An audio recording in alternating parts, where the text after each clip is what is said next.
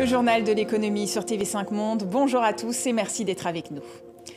Cette semaine, je vous parlais de la hausse du prix de l'énergie et notamment du gaz en Europe. Le Royaume-Uni fait partie des pays les plus affectés. Le cours du gaz sur le marché de gros a été multiplié par 5 en un an.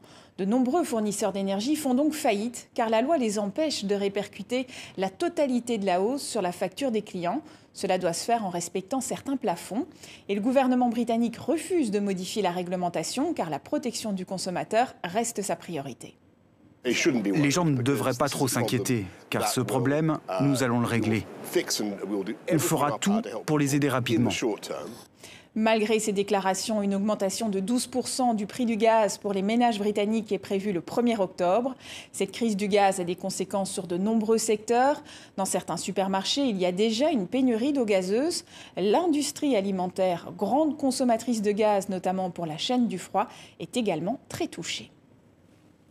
Dans l'actualité également, cette bonne nouvelle pour l'environnement. Après le Japon et la Corée du Sud, c'est au tour de la Chine de ne plus financer de centrales à charbon à l'étranger. Une promesse faite par le président chinois Xi Jinping lors de l'Assemblée générale des Nations Unies.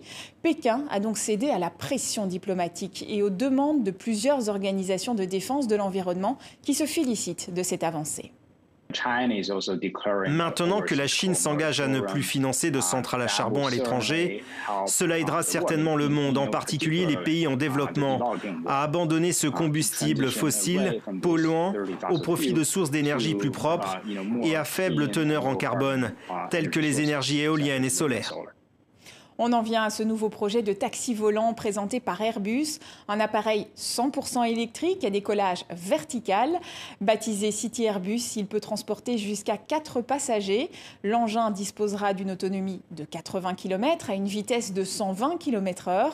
Le premier vol devrait avoir lieu en 2023 et il pourrait entrer en service dès 2025.